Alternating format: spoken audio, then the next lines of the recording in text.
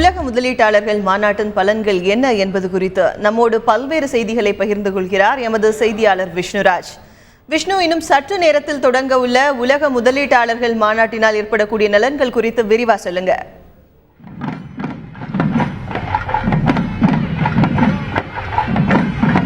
இப்ப இந்த உலக முதலீட்டாளர் மாநாட்டினுடைய ஏற்படக்கூடிய நலன் அப்படின்னு பார்த்தா 2 லட்சம் கோடி ரூபாய் வரைக்கும் முதலீடுகள் வருவதற்கான வாய்ப்புகள் மிகவும் அதிகமாக இருக்கு அப்படின்னு சொல்றாங்க.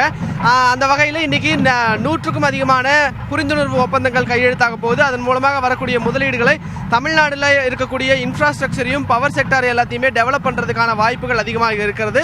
இதன் மூலமாக தமிழகம் தொழில்துறை பொறுத்த வரைக்கும் மேலும் தலை சிறந்த மாநிலமாக விளங்குவதற்கான வாய்ப்புகள் மிகவும் அதிகமாகவே இருக்கிறது. இந்த நிலையில் தற்போது நாம் இருக்கும் இடம் சென்னை ட்ரேட் சென்டருக்குள்ள இருக்கிறோம். சென்னை ட்ரேட் சென்டரில் பார்த்தோம் அப்படின்னா தொழில்துறை அமைச்சர் தங்கமணி அனைவரையும், அதாவது அமைச்சர்களாக இருக்கட்டும், தமிழக அமைச்சர்களாக இருக்கட்டும், தொழில்துறையை சார்ந்த ஜாம்பவான்களாக இருக்கட்டும், அனைவரும் தற்போது வந்து கொண்டிருக்கிறார்கள். நீங்கள் இந்த காட்சியை நேரடியாகவே பார்க்கலாம். தொழில்துறையை சேர்ந்தவர்கள் வந்திருக்காங்க. அவர் அமைச்சர் தங்கமணியே நேரடியாக வரவேற்று கொண்டிருக்கிறார்.